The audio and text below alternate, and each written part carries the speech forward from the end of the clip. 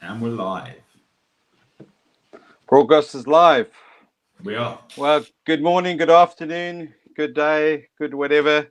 Um, we're tinkering with new technology today for our and I'm as Unrestricted. bad as you. Unplugged Health Series podcast. Um, he's Ollie Matthews. I'm Roger Wood. Welcome. And yeah, we find ourselves new technology in the new year. And we were just talking before starting the podcast of, in classic unplugged terms, of where we're going forwards with our podcast today, Ollie. And it is truly, as always, unplugged. I was reflecting that today for me has been a bit of a funk day. You know, it's always a case of people think we kind of come onto podcasts and we come on do lectures and lay lectures and we're going to come across as we've always got to be on top of things and motivational, and we've got it all sussed. But yeah, today was just one of those grey January UK days, uh, rainy, and motivation for me was a bit low today. Still got some things done, but not quite turned out to the day. The day hasn't ticked off as many to do off the to do list, but that's okay. We also had some chill out time. What have you been up to, Oz? I had a bit of a low one this morning with regards to like the roller coaster of lockdown, but um, yeah, I've had the conversation of what have you been up to, and everyone's like, "Oh, I've just been at home, not really Yeah, done much." So went to see a client earlier. I need to get in the center of the screen. Yeah, went to see a client earlier. Um, Obviously, that was good because you get out of the house, but I think it's appreciating at the moment, like the actual exercise and getting out of the house more. So yeah, I think that's something which I'm having to make sure I stay on top of here through lockdown is that it could be easy. I mean, I've got my bike there that it could be easy to just do the biking. I've started running a lot more, as you saw from the adjustment I had yesterday. And you're like, hang on, you've been running away from someone again. yeah, Um, and I think like it's appreciating that time that I've also been doing a lot of stuff on Clubhouse. So there's a new app called Clubhouse that's going around where it's iPhone only and it's voice chat and connecting with a lot of people there. I've got involved with a lot of musicians there. Like reconnected with one of my clients um, on there and being in his room, and he's a guy that launched Taylor Swift's career. So he was her first manager. So he's got a lot of connections in the music industry, and I've been like for the last year, as you know, like how much I love music, and the last year I've been producing music again and getting involved with that, and I've just been manifesting to actually get some work to video edit and to do music alongside the health side, and it's finally getting some people on board. So I've actually got my first client today. cool. I say my first client. One of my mentors now. We're going to do some editing work for his videos, so which is a good thing. And then the health side of things as well. I've been working really loads on my own health. I think it's important that, as we say, to practice what we preach, and that making sure that I can't pour from an empty cup, and really working on my brain health, brain endurance, getting rid of brain fog, getting my sleep optimized. I've got my Aura ring now, so I can track everything like the geek that I am. So it's been a bit of a crazy one, but yeah, I think this is the first one we've done this year, right? Yeah, We've yeah, and it's the classic one is what you how you describing things. There is we're actually kind of slightly poles apart with our from a business sense because I'm still able to see, although all dressed up in plastic, face to face clients. yeah, So my day is actually drawn out and is longer. I can't see people in the same flow, so I have longer days with slightly less business. So like today with being a bit of a slow day and being a bit of funk, it's actually quite nice in a strange because it's just connecting with your body and saying, there's no use pushing myself today. Business is busy, it's long, and I'm very grateful for that from a business sense. So it was actually quite nice. My wife and I just chilled out. We watched a bit of TV. As I said, I did a few chores, but it's actually quite nice just to slow down. So today for me it was really a day off. Whereas a lot of people at the moment they've got lots of days off and they're trying to fill time. So it was actually quite interesting in hearing you talk about filling it and using time to your time wisely. Whereas I was actually quite happy today to let time just drag by. I was a bit of a teenager today, so I was quite good at just letting time drift by. I think like yeah, I wouldn't want to do it every day. Yeah, we can be so busy and full up, and I think like I've been pushing more like to make up for the way COVID hit my business, and I've been pushing more to get my productivity up and to get my output going. So working on inflammation in the brain and my knowledge there, and as I said to you, like I'm fully licensed health practitioner now. So which is like my knowledge is exactly the same. It's just like I've got the piece of paper that says it, which is a cool thing. But like we can be too busy as well, and we have to be aware of that. Yeah, and I put that post out about at what point does your health stop becoming a chore and become a priority. I think you had a really great comment on that. And I think that we do have to make sure that even though we might have that capacity to push with our business, to push with our lives and to be busy, that we don't rely on that, because that's when we start burning out. So I've had like 7 or 8 calls on Monday and then 7 or 8 calls yesterday. Plus there was like the appointment with you in the middle. So my adjustment there, which is a good thing to help me recharge. But if I do that every single day, just because my brain will let me do that, eventually I'll burn out. So prevention always beats the cure, right? Yeah, and in working in healthcare, as both you and I do, and you position yourself to give, and that gives us energy. It gives us that's why part of the reason why we do what we do. We like they're there to serve and help. But with giving energy, you're losing energy, and you need stuff to balance. So that's why burnout and the mental health side of things from healthcare practitioners is rife. I mean, it's really a big issue. Yeah. Because there's also this guilt element is that I'm here to serve, I'm here to help. That's what we do. And so we're always very keen to step forwards and be of service. But sometimes feel a bit guilty to step back and say, well, actually, to do that today, I need to nurture myself. It's something that I've got better at as I've been in practice a number of years now. But when I first started off, it was always a case of I've got to be there for everyone, and you just can't keep up that pace. So it's a strange one at the moment, because in the concept in the UK of lockdown, and some people either working from home and trying to juggle that, or kids at home. So some people's stress levels have gone through the roof, whilst other people are kind of furloughed and trying to find time. So not everyone's in the same boat. So it is a case of just being connected with energy, I think, of what the body tells you. The other thing, as I stretch down, is what also you do in lockdown is you end up getting a puppy. Oh, you kept that quiet. I came home the other day from work to this little one at home. We had spoken a bit about having another dog, but my wife, true to form, didn't inform me during the day that she had got one. Oh, so if you hear a little squeal, you know what. So I've now got big brownie points with anyone watching this podcast for this little fella. So this is Mabel. So this has also kept up a lot of time and energy. So when we say time off and time out, it's not quite as straightforward as that. Yeah, there we go. Like it's been a bit of a juggle as well. Like the schedule. I think the schedule is a big thing with a lot of people, and like by now, in the horrible way, it's normal. I hate saying that it's normal for most people to be working from home. So you think we're getting used to it, but in reality, like it is still that schedule which is so blurred. It's like Groundhog Day over and over again. I just spoke to one of my mates, and we were talking about my website. So you know who he is anyway. But we were saying about he's like, yeah, the weekend is just I don't clock on to work. It's exactly the same. I just don't clock on. And saying I can't wait to have a busy weekend again. And yes, like there's busy from like decorating or childcare or eventually gardening or walking the dogs and things like that, but not the general busyness that we usually have.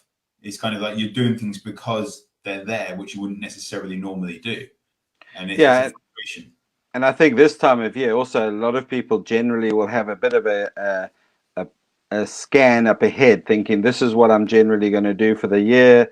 I look forward to this. I want to go away here, and at the moment, it's all on pause, and also it is a bit of Groundhog Day. We're trying to fill time. We lost that spontaneity, that element of. It's not a case that we could go for a meal, or that we should be going for a meal or plan to have it. It's just that you could say to your wife, let's go out for a walk, and as you go for a walk, say, you know what, I'm not cooking tonight. Let's go out for a meal, and you could go straight there. It's just that spontaneity and that feeling of we're back a bit on Groundhog Day, but that'll change, and we'll have to adapt again. So it's just trying to find the opportunity, but also, as I said, my field today is not also persecute us. And some days, what I'm calling is, I think everyone at some stage relates to the 2 to 3 year old tantrum. Those I just I'm fed up. I don't want to do this anymore. That almost like I'm taking my ball and I'm going home. I don't want to play anymore. And then when you realize that settles down, you say, like, actually, there's nothing else I can do about it. So what can I do, or what do I want to do? There's loads to do. It's all relative. We're all right. We've got food, shelter, and everything on the basics. We just don't have that spontaneity. Well, that's one of when we look at actual, like,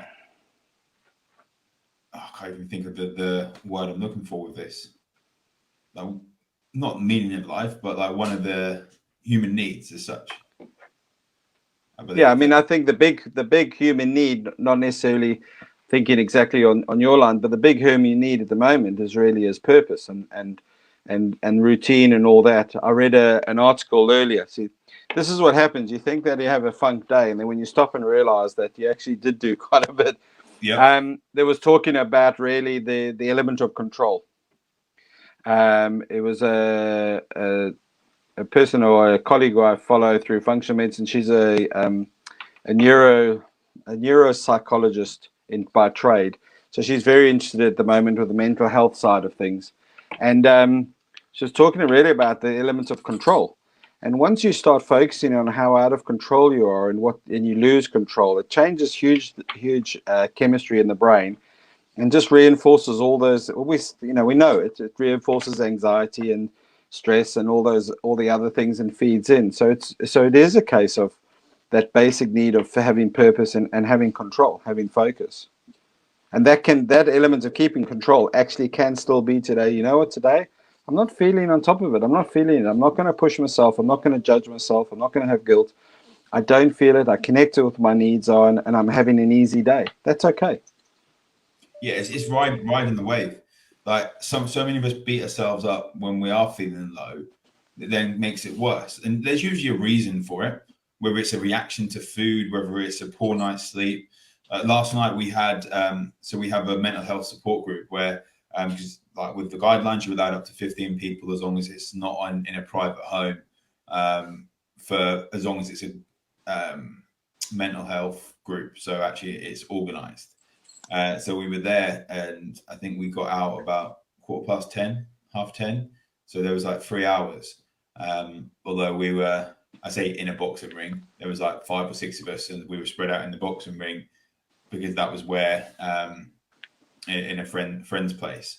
So we were all just sitting down. You don't realize how bloody cold you were because there's no heating on, like in this warehouse building, and how that then impacts your sleep. So yeah. I had a bad morning this morning that, in theory, I was recovered, but in reality, like, I was feeling a bit more anxious. I was feeling a bit more that I'd lost control, which is like control has been taken from a lot of us right now. Yeah, I hate being told what to do. I absolutely hate it. Hence why, as we know, we've had so many conversations over the last year with regard to what's going on, but there's always a reason for it.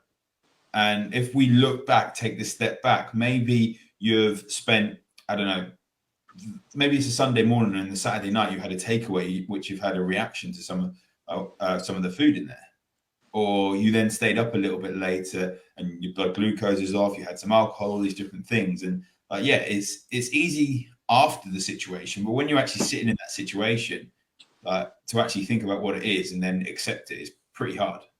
Yeah. And I think that is the key, though, is to have that that peace of mind and take a step back and have an appreciation of what's going on. You know, the lovely word which comes out with a lot of patience is should. You know, I should be doing this. My day off, I should be exercising. I should be doing this. But if you don't have the energy, if you, as you say, we had poor night's sleep. So I understand for me exactly why I'm feeling a funk today, because we're in the process of, you know, serving our patients. We're also in the process of decluttering our office because imminently we're looking to sign a contract and then move premises. And that's all happening within lockdown, where you're dealing with councils and agents who everyone's working remotely and 3-day weeks and that. So it is very frustrating and time consuming. So the thing is that I've done. You were talking about the bike. You know, this time of year I'm not really that motivated to get out on the roads. We've had icy roads and that. Yeah. So I've been really enjoying and hitting spin classes on my bike, on my spin bike, and really enjoying it. So and that's what one of the things I would allocate on a Thursday. Today be my day off to do in the afternoon around lunchtime. But we watch TV instead because I just didn't have the energy for it. Now, you could also gain and say sometimes you can push yourself. But I knew today that if I pushed itself, I'm just going to drive myself to be more exhausted. So it is a case of sometimes resisting and saying, well, I know I should do this. There's no should. It's just like this is what you need to do or not need to do. And look after yourself and nurture yourself. I definitely think we need to have more downtime. So a lot of us, especially when you've got your own business and you're the person in control of moving that forward, and like you've got like the amount of days you work, and then like scheduling in time for yourself or family time, those sorts of things. Yeah, you have to, because if you're going to run a schedule, I've got this little nipper nipping my toes. If you're going to schedule patience and schedule time to give to other people, you know, I know busy businessmen and that who schedule, you know, a massage, schedule, you know, my appointments. They see me on a certain time each week or every, you know, once a month or whatever it is. They schedule everything else, but they also schedule themselves. I mean, if you schedule a holiday for your family, why not schedule your gym time or your exercise time or schedule some morning time? Yeah, I always do with mine. Like my morning routine is non-negotiable. In fact, I went on a podcast. Yeah, I know that. I know when we've tried to hook something up, you're very good, and I like that. You said, "Well, no, I can't do it this morning." I encourage patients to say, "I've already got a pre-arranged. You know, I've got a commitment." Yeah, and I think people are happy to hear that you've got a commitment to see someone else or do that. They don't need to know that the commitment. Yeah, quite right. People before, like clients who have got their boss, like, and they're scheduling meetings in, and like, just say you've got an important meeting, because it is the most important meeting you'll have. The time for you to recharge, and a lot of people, some people see it as selfish because we want to be there to serve others. We want to be there to help others, and it might be family or friends or whatever it is, but then we can't pour from an empty cup. No. No, and if you say that element of have an important meeting or I have an important engagement, you are giving also importance to yourself rather than where you're thinking, and you're not telling a porky. You have got a very important meeting. Yeah, it is. Definitely, like I think like when we look at what's non-negotiable, it's setting things up. So when I look at my morning, and I've been guilty about going into the evening a bit more. Like I normally want to switch off by 7 p.m, but then I've been working till like 8:30. It's cool for like I have a group program which I'm doing, and that's on a Monday night, which is cool. But then like the other nights is just, I've realized that I've got something tonight till 8. Last night was the Bro Society thing. There was Tuesday till 8:15, Monday till like 8:15. Before you know it, like the whole week's been like that. So yeah, it might not be the most ideal thing, but if I do it every single week in, week out, I've got to make sure I stay true, because before you know it, you burn out. Like you have a Tuesday you work late. Yeah. But then you make sure that the other nights you cut off at the right time. You have your Thursday off. I try to. My challenge is that it's not. I'm the opposite. Is that at night, then if there's something that can be done without disrupting family and that, and then with work, it has to be done later. So I have to watch hugely what time I have a fairly I've got fairly good through the years of having a wind down pattern towards bed. So Yeah. I've got to make sure, watch out for the second wind, and I get hooked into something, work or study or reading related, and then now it's too late. So yeah, Tuesday is my late night, but it's actually my toughest one to work on because I come home and my brain's got to unwind, and if I get hooked into something um, before, so I get home after patients and clearing out and cashing up, I probably get home just before 10. Yeah. So if I'm not careful, I could quite easily drift to 1 o'clock. Now I can function the next day all right on a short sleep, but it's the cumulative over the next day. So I hit the weekend and I'm knackered. Yeah. And so it's like, hey, well, that's your time out, but now you're knackered just because of one night. It Yeah. snowballs. So We I've focused a lot on sleep since we've been talking, and over since Christmas I had 5 days off, and I slept really. I focused on sleep a lot, and I really came back in the new year feeling the benefit. And I have to watch because the old habits keep in. So I think with that, I remember working in the as a fitness instructor. So you do the shift work, and so you might have an early where you're getting up at like 5 a.m. to be there for 6, finish at 2 or whatever it was. But those late shifts when it was like 10:30 finish, by the time you get home, it isn't just switch off. You have to sit there and kind of like wind down again because you've had blue Yeah, light and false light in there. Then you've got the drive home where you have to be stimulated because you don't really want to fall asleep at the wheel. It's literally like you have to have that stimulation and be wide awake. So then you get home and there's like probably like an hour or 2 hours of having to wind down and switch yeah, off. Especially if you've had like a stressful, like if I had a client that was late, that was quite stressful, or you've had a patient which is stressful, like before you know it, like that just keeps you wired for the rest of the night. yeah. And I find I have to have a bit of a wind down. It's like someone coming home traditionally. I don't know, finishing work at 5 and getting home for 6, and then saying, right, you've got to go to bed in half an hour. It's tough. You're just very hard to do that.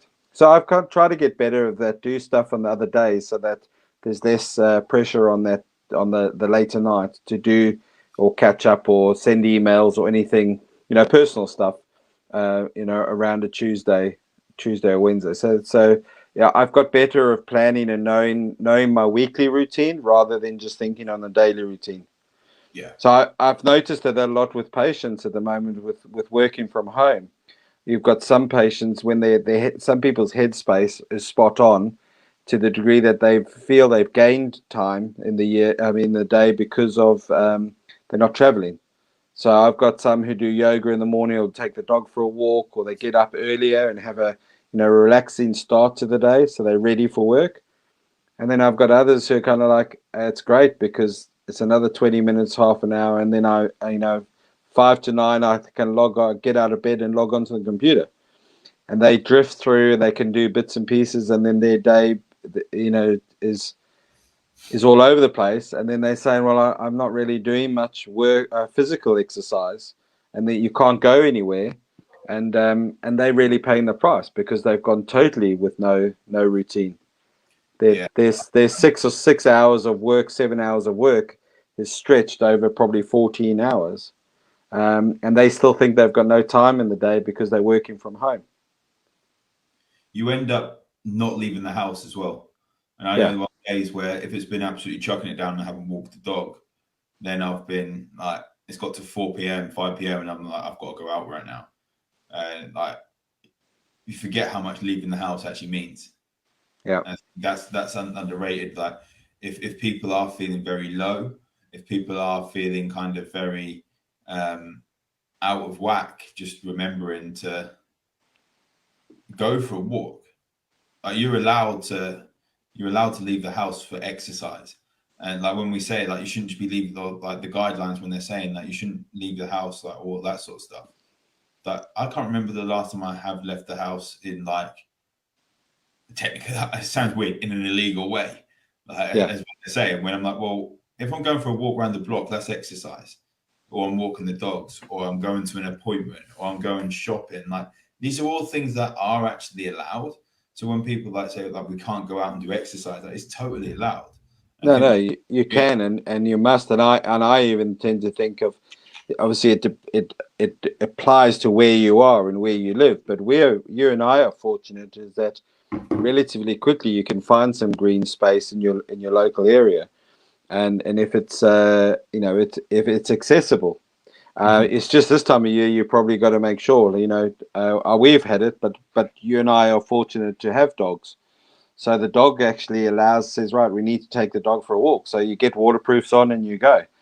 And then you think, oh, this is the last thing I feel like doing. But, come back half an hour later and you feel the benefit from it. And it reminds us that actually when people talk about exercise, it doesn't have to be that you have to pound yourself and, build up a massive sweat and nail yourself in a high intensity stuff. Exercise is movement, and it's the movement that stimulates the endorphins and the feel good factors, and that's exactly what people need. yeah, and So getting that on a regular basis is important. some people, People mistake exercise that it has to be a full on workout. It doesn't. It's movement. There's lots of people at the moment just sitting in front of a computer. Then they sit and watch some TV or sit on social media. Then at lunchtime, they sit on the computer and then they sit and watch some TV and go to bed. And this time of year with the light in the UK, that's just a really really tough combination. yeah, and I think like we have to realize how stressed we are, and a lot of people like it's hard to admit that. Yeah. Like when we're saying like exercise, that walking is exercise. Okay, like there are going to be benefits of getting your heart rate up, but how much can your actual body recover Yeah. from getting your heart rate up even for just 30 seconds? So I'll tell you an interesting observation. When we came out, so we were closed down for pretty much March, April, May, and then we opened again in June last year. So everyone had the benefit of the better weather. Everyone said their gardens, they've been doing up, they've been exercising, and it was a bit kind of, looking back, it was a bit new and different of lockdown. And I noticed probably the first month, I would say 90% of my patients, 95% of my patients, and it could even argue close to 100%, that when we first checked people and we hadn't seen them for a couple of months, and they would say, no, I've coped fine, stress, and everything's fine. I'm on furlough, I've enjoyed it. We'd check them, they were all jammed up in the neck and mid back and around the shoulders because they were all carrying shoulders up to the ears, and then in that stressed, I'm about to fight a lion posture. And then we noticed that through the latter part of summer, towards September, October, that pattern was slowing down. It wasn't as obvious. Now we see it all again because we've just had Christmas and now new lockdown. Numbers are up, fear factors are up, everyone's worried. Vaccines are coming, but they're slow in people's eyes because they'll never be quick enough. And that same pattern is, but you ask people, how are you coping, how stressed levels? No, it's right, I'm not that stressed. Hey, thanks for listening. That's the end of part 1. Look for part 2 of this podcast where the debate continues.